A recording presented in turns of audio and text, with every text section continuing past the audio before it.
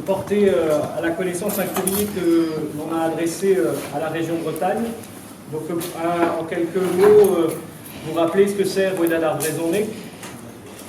Donc, Rueda d'Arbre Raisonné, c'est un collectif un peu informel qui s'est constitué en 2019, qui a une vocation, on va dire, de structure d'échange entre les associations autour de la langue bretonne et de porter ponctuellement des réalisations ou des sollicitations. Par exemple, un questionnaire pour les élections régionales de 2021, une proposition de plan d'action pour la langue bretonne, ou bien différents événements. Donc, on avait déjà, en fait, une sorte d'inquiétude lorsqu'il y a eu le débat d'orientation budgétaire au mois de décembre à la région, avec une première lettre qui avait été adressée au président de région. Une lettre qui avait été signée par 50 associations. Là, il y en a un peu plus parce que certaines ont signé plus tardivement. Et on s'inquiétait sur quelque chose qui était assez symbolique, c'est-à dire le déplacement de la langue de Bretagne qui était avant inclus dans la formation, ce qui nous semblait logique, et c'était surtout l'héritage de l'ENA Loire, dans un machin qui s'appelle culture, qualité de vie et rayonnement. Pour une politique linguistique qui se doit être trans-sujet, ça nous inquiétait un peu, et puis on a dit, on entend aussi des bruits sur un budget qui ne semblerait pas augmenter alors qu'on était en train de préparer un certain nombre de projets, toutes les associations confondues. Donc en session du Conseil régional du mois de décembre, le président de région avait annoncé que 3 budgets seraient préservés, celui de la culture, celui du sport et celui des langues de Bretagne, dans le contexte, on va dire, qu'on connaît, qui est quand même, il ne faut pas le nier, pour la région Bretagne ou les autres acteurs, qui est tendu et qu'il y a des enjeux avec l'inflation, la crise énergétique et autres. Mais voilà, il y avait 3 budgets qui ont été annoncés comme préservés et donc là, suivant les informations qu'on a obtenues et le budget primitif qu'on a réussi à obtenir, donc effectivement, si on reprend un peu, là on va faire un petit peu de mathématiques, mais très rapide. Donc le budget c'était 8 494 millions. Hein. Ça ajoute quand même que c'est le budget de la région de Bretagne, c'est 1 milliard 800, c'est 1 milliard 8 à peu près cette année. Donc il avait bien augmenté en 2022 de 13%. Mais c'était un rattrapage par rapport aux années précédentes où il n'augmentait pas. D'ailleurs, une fois, on avait fait un happening dans le conseil régional avec ces choses-là. On était débarqué dans le conseil régional pour dire c'est pas possible que le budget n'augmente pas. Donc en 2023, on a dit il va augmenter. Il passe de 8 495, c'est à 8 595, une petite hausse. Bon, ça augmente un peu quand même. Non, parce que toute personne qui a un petit peu de connaissances, un petit peu au compte public, et pas pour nous prendre pour des jambons de pays, il y a eu une décision, ce qu'on appelle modificative, en budget, où c'était 177 000 € en plus, qui avait été voté en octobre. Donc le budget réel, c'est un budget d'une collectivité locale, c'est le budget primitif, plus la décision modificative. Donc maintenant, si on nous fait donc A plus B, le budget réel de 2022, il était à 8 671 millions d'euros. Ce qui fait qu'en fait, par rapport à 8 594, vous n'avez plus une hausse. Vous avez une baisse. Alors elle est d'1%. Simplement, si on prend le compte uniquement de la langue bretonne, puisque toute la décision modificative va passer sur le galop, pour nous, au niveau de la langue bretonne, c'est pas 1%, c'est 2%. Donc après, pourquoi c'est un manque important, on va dire, pour la langue bretonne? On va dire les différentes associations signataires du courrier qui sont en partie réunies aujourd'hui portent des projets de longue date, mais également on connaît les besoins pour la langue bretonne de continuer à développer la transmission de la langue auprès de nouveaux locuteurs et de développer les actions en langue bretonne. Et quand on se concerte, qu'on regarde un peu les projets nouveaux des uns et des autres, on constate qu'il y a à peu près 400 000 € de projets supplémentaires qui ne vont donc pas pouvoir être financés cette année. Ouais. Et donc ça, cette somme de 400 000 €, c'est en plus sans tenir compte du contexte économique avec l'inflation qui va percuter l'ensemble de nos structures. Et je pense, après ces quelques diapos, peut-être certaines structures pourront évoquer des situations qu'ils rencontrent s'il y a des cas particuliers à présenter. Mais voilà, 6% d'inflation encore prévue sur l'année 2023, donc qui vont venir impacter durement les associations sur les frais de transport, sur les salaires, la question de l'énergie dans les locaux. On sait en plus que en général, dans nos structures, nos salariés sont quand même sur des rémunérations assez basses sur les grilles, qui vont donc être aussi percutés par l'augmentation du SMIC. Donc, au-delà des besoins nouveaux, comment on continue à couvrir ce qui existe déjà avec un budget qui ne stagne même pas, mais qui est en légère régression. Et donc, quand on calcule, on va dire, entre les 400 000 € de projets nouveaux et puis les 6% d'inflation que représenterait sur le budget, on va dire, des Langues de Bretagne, ça fait un besoin pour l'année 2023 supplémentaire de 920 000 € pour couvrir l'inflation et pour couvrir les besoins en projets nouveaux, pour être, on va dire, dans la dynamique aussi de développement de la langue bretonne. Alors, il faut... Oui, et donc, donc les sommes peuvent paraître importantes, c'est vrai quand on les regarde comme ça. Ce qu'il faut quand même rappeler, c'est que voilà, le poids du budget des Langues de Bretagne ne représente aujourd'hui que 0,46% du budget de la région Bretagne, et qu'on peut légitimement espérer une trajectoire budgétaire à horizon 2028, par exemple d'1% pour la langue bretonne, ce qui resterait quand même une somme toute assez modique par rapport au budget global de la région Bretagne. Voilà. Et nous, ça nous intéresse, donc on interroge par rapport à un budget global que Loïc Chénet-Girard dit lui-même qui n'a jamais été aussi important et qui le croit, puisqu'il est 1,860 milliard, que ces 400 000 €, ça représente 0,02% qui nous manque de projets qui sont déjà engagés, attention, hein, et des postes qu'on a déjà engagés. Donc on joue avec l'emploi. Le budget de la région Bretagne doit être un amortisseur social pour son président. C'est le point de presse qu'il a tenu jeudi. Mais nous, portons les emplois. Voilà. Donc retour sur les promesses de la majorité. Peut-être tu peux parler, puisque ça c'est ton questionnaire. Le questionnaire de quelle est-ce que Claudine? Oui, c'est la question de la transversalité de la langue, bien évidemment. Hein. C'est-à-dire que, par exemple, au travers des actions culturelles, on doit pouvoir également financer des projets culturels en langue bretonne. Hein. Bon, c'est un exemple. Hein. Bon, le domaine de la formation est connu, la formation en langue bretonne, mais c'est toute la vie sociale qu'il faut animer. Je pense en particulier là au travail important qui est fait par les enfants de pays, un peu partout sur le territoire, puisque ce sont des lieux de diffusion de la langue, de promotion de la langue, mais aussi d'usage social de la langue. Parce qu'au-delà de l'école, il est nécessaire que les enfants bilingues trouvent un environnement où ils peuvent utiliser la langue pour toutes sortes d'activités, le sport, et l'autre, etc. Je veux juste te couper, excuse-moi, Tanguy. Voilà, ça c'est le questionnaire de Roda d'Arboisonnet qui est en ligne en fait, hein, sur le site. J'ai même le papier, la lettre qu'il nous avait écrit. Le questionnaire en fait qu'on avait envoyé, on va dire collectivement, les différentes associations du domaine, qui interviennent dans le domaine de la langue bretonne au moment des élections régionales pour interroger un peu les différents candidats. Et donc, dans la réponse, je m'engage à augmenter au cours du prochain mandat, de manière substantielle et planifiée, le budget consacré à la langue bretonne. C'est écrit par Loïc Chénet-Girard. Et donc, nous, aujourd'hui, le courrier qu'on vous a remis et qu'on a adressé il y a une dizaine de jours à Loïc Chénet-Girard, donc qui est aujourd'hui signé par près de 60 structures qui représentent, on va dire, à peu près l'ensemble des acteurs du domaine langue bretonne. On a des radios, des maisons d'édition, des réseaux d'enseignement, des ententes de pays, du théâtre, de la formation aux adultes, enfin voilà, la diversité des acteurs donc réunis. Et donc ce courrier pour l'instant est resté sans réponse. Et donc on va dire un peu en synthèse ce que l'on peut dire, c'est que la demande aujourd'hui de l'ensemble des associations, c'est que le budget continue d'augmenter de façon progressive et planifiée, pour reprendre les mots, on va dire, du président Chénet-Girard lors de la campagne des élections régionales. Et donc progressive et planifiée, qu'est-ce que ça veut dire? C'est évidemment, on comprend qu'il faille aussi tenir compte du contexte économique que rencontre la région. L'idée, c'est pas d'avoir une demande brutale aujourd'hui, mais quelque chose qui soit justement progressif, planifié, avec pour ambition de passer d'un budget des langues de Bretagne qui aujourd'hui est de 0,46% à un budget pour les langues de 1% à l'horizon 2028, c'est-à-dire à la fin de cette mandature.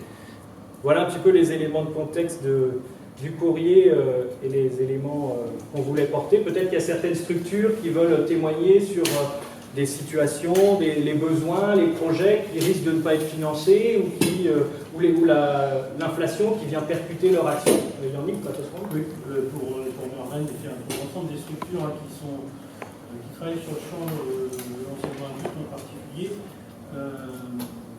la conjoncture je dirais, économique et le mouvement inflationniste d'un côté et aussi nos engagements à tenir au niveau des conventions collectives fait qu'à moyen terme il y a danger sur l'existence des structures qui emploient plusieurs dizaines de salariés, puisque dans ces structures la charge principale, les dépenses principales vont sur les salaires, et que évidemment en tant qu'employeur on est tenu de respecter les conventions collectives et les décisions évidemment d'augmentation des salaires. Il y a donc un décrochage entre les augmentations de salaire et les coûts évidemment autres et les aides en fonctionnement. Il faut savoir que beaucoup de nos structures, les aides en fonctionnement, que ce soit d'ailleurs région ou département, n'ont pas évolué depuis plus d'une dizaine d'années. Donc même sans parler du problème conjoncturel depuis un an, il y a quand même un souci pour les structures en particulier qui ont beaucoup de salariés, un décrochage entre la masse salariale qui augmente et les aides publiques qui décrochent par rapport à la masse salariale. Peut-être un mot sur les maisons d'édition, peut-être aussi l'impact sur le prix du papier. Pensez aux radios, le coût des transports qui augmente. Enfin voilà, le travail de médias, c'est un travail de terrain, il faut se déplacer. Il y a ces impacts-là. On peut penser évidemment le coût énergétique de toutes nos structures.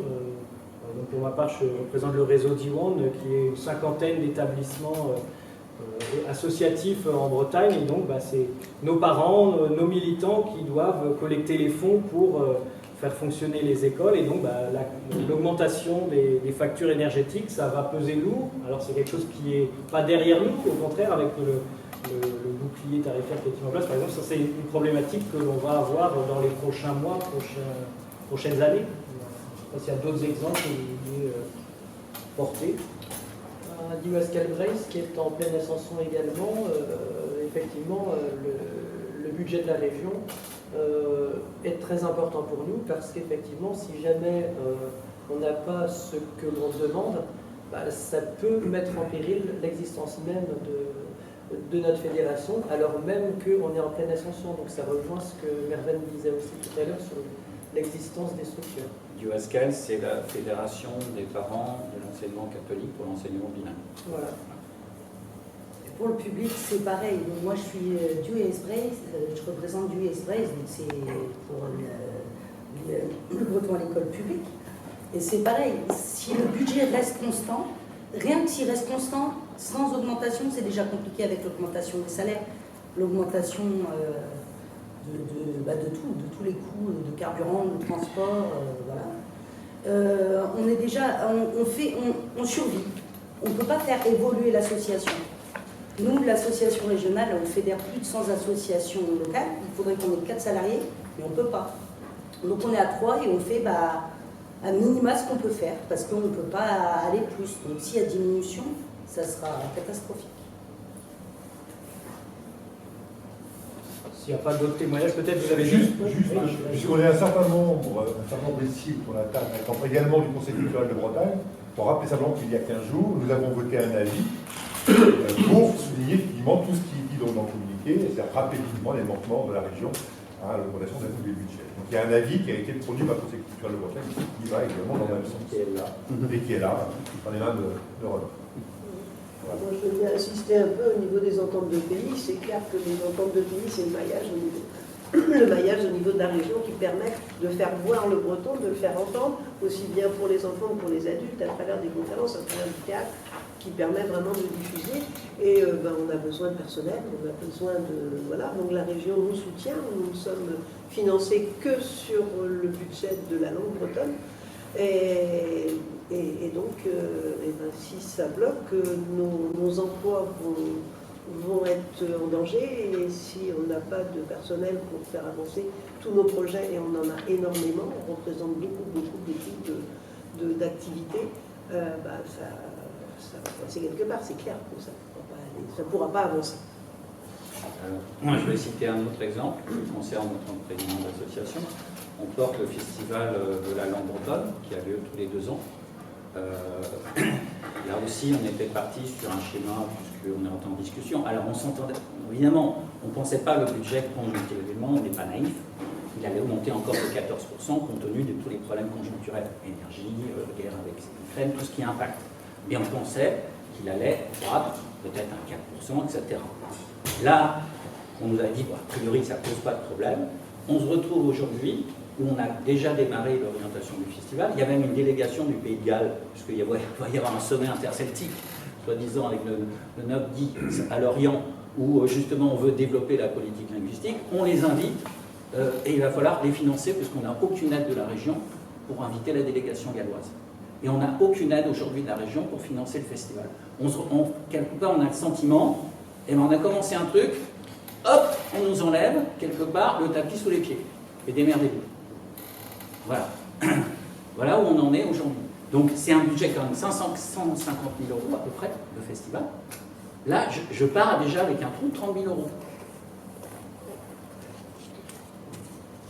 Donc là, il y a eu un peu différents témoignages, je pense, qui en plus sont assez représentatifs de l'écosystème de la langue bretonne, que ce soit l'enseignement à la petite enfance, l'enseignement aux adultes, les ententes de pays qui viennent après, on va dire, faire vivre, on va dire, cet écosystème de la langue bretonne hors des classes, hors de la formation. Peut-être, si vous avez des questions, on peut répondre à vos questions. Moi, j'avais juste une question sur l'augmentation, enfin la rallonge de l'année dernière. Oui. Vous avez eu l'assurance que c'était pérenne ou pas? En fait, par définition, un budget, c'est un exercice sur un an. Donc, effectivement, ce n'est pas pérenne en soi. Par contre, ce que cette rallonge budgétaire est venue financer, c'est soit des nouveaux projets, soit des créations de postes. Donc, c'est là où c'est paradoxal. On ne vient pas financer des choses nouvelles ou des créations de postes si on n'est pas dans si on n'a pas, on va dire, en perspective de pouvoir le pérenniser les années suivantes. Enfin, il y a un décalage, on va dire. Donc non, en soi, on va dire sur l'exercice budgétaire, il n'y a pas de garantie par rapport à l'exercice suivant, mais il y a une certaine logique à se dire qu'on ne vient pas financer quelque chose ou appuyer un projet ou aider à ce qu'un projet émerge ou démarre si on n'est pas capable de l'accompagner dans la durée. C'est là, on va dire, où il y a ce malentendu, c'est pas que, on va dire, un débat philosophique ou conceptuel, c'est vraiment des impacts concrets sur le fonctionnement de certaines structures, sur peut-être l'arrêt de certains projets, et puis en plus, faut rappeler quand même la trajectoire, les engagements politiques des différentes formations, et puis aussi la convention entre l'État et la région qui a été signée il y a un an, qui aussi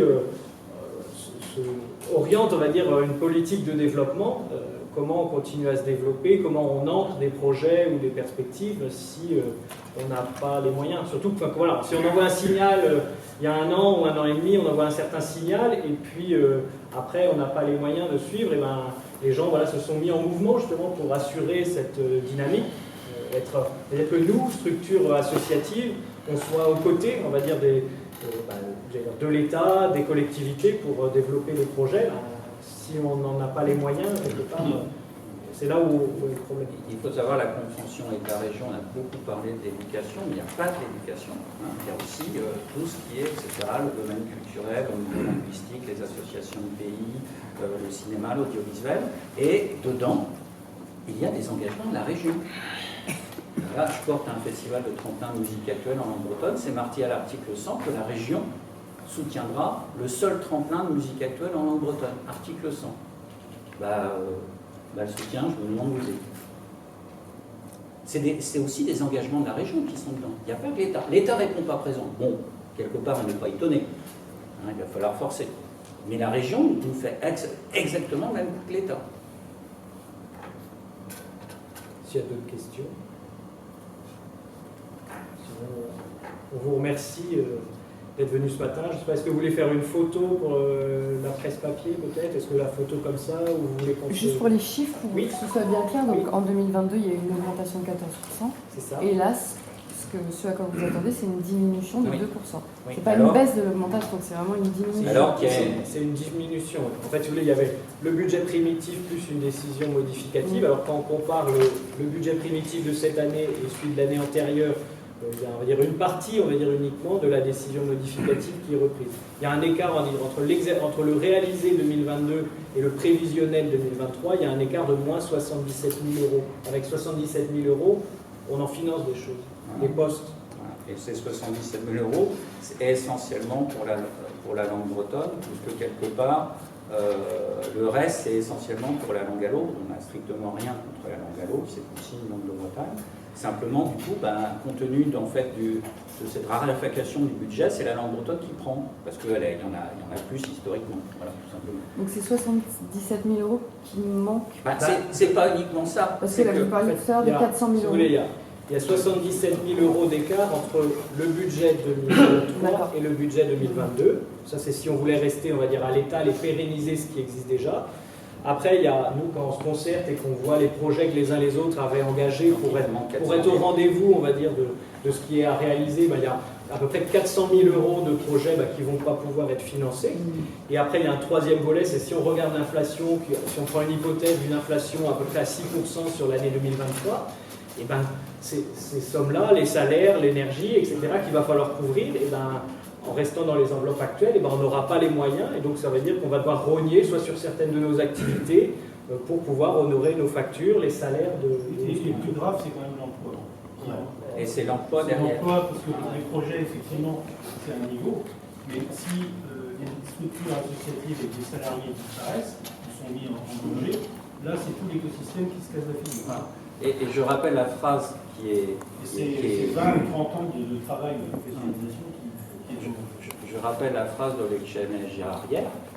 Le budget de la région Bretagne doit être un amortisseur social. Mais il n'y a pas d'ambition politique affichée, normalement, en tout cas, en ce qui nous concerne. C'est quoi la politique linguistique qu'a votée en 2018 le GNG Gérard? C'est quoi la convention qu'il a signée? Parce qu'il y a des obligations. On ne peut pas dire on veut quelque part développer, avoir une politique de revitalisation de la langue bretonne et faire tout l'inverse au niveau des budgets. Les paroles, c'est bien, mais nous, on a besoin, parce qu'on a des salariés, parce que c'est des projets qu'on a déjà engagés, ces projets-là, parce que on sait qu'effectivement, on a eu le tort d'être naïf par rapport, je m'engage à augmenter au cours du prochain mandat de manière substantielle et planifier le budget consacré à la langue bretonne. On a eu le tort de croire aux promesses du président.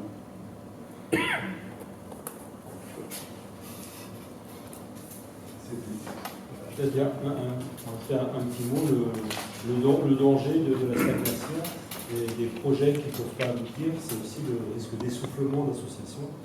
Je suis là ici dans la Rédavec aujourd'hui, mais jusqu'à un peu plus d'un mois, je travaillais pour DAO, la Fédération d'enseignement involontaire des adultes, qui depuis des années demandait un deuxième poste, qu'on n'a jamais pu obtenir, on n'a jamais pu financer, donc par faute de moyens. Et effectivement, l'association s'est essoufflée et aujourd'hui elle a été dissoute. Donc c'est quelque chose aussi qui peut arriver et il ne faudrait pas qu'il y en ait d'autres qui prennent le chemin.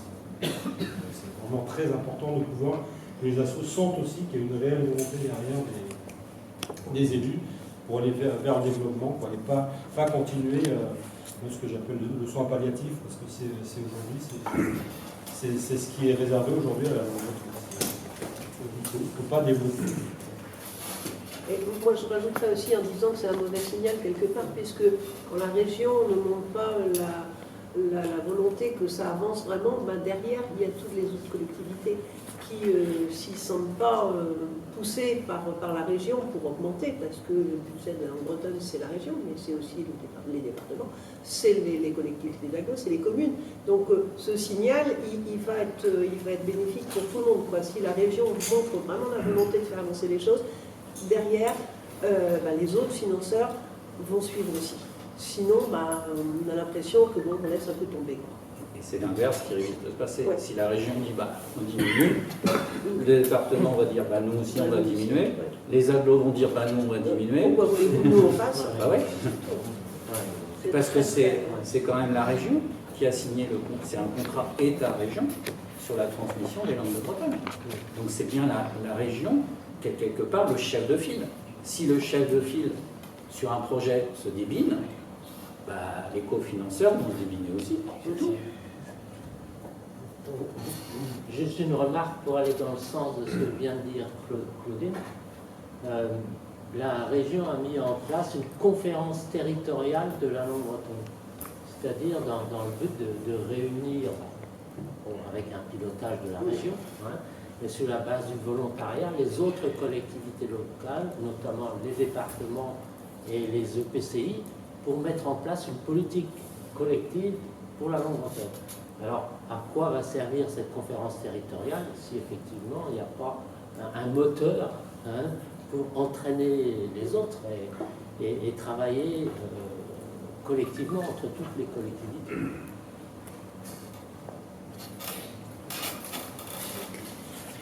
Est-ce qu'il y a besoin pour une photo? Comment on veut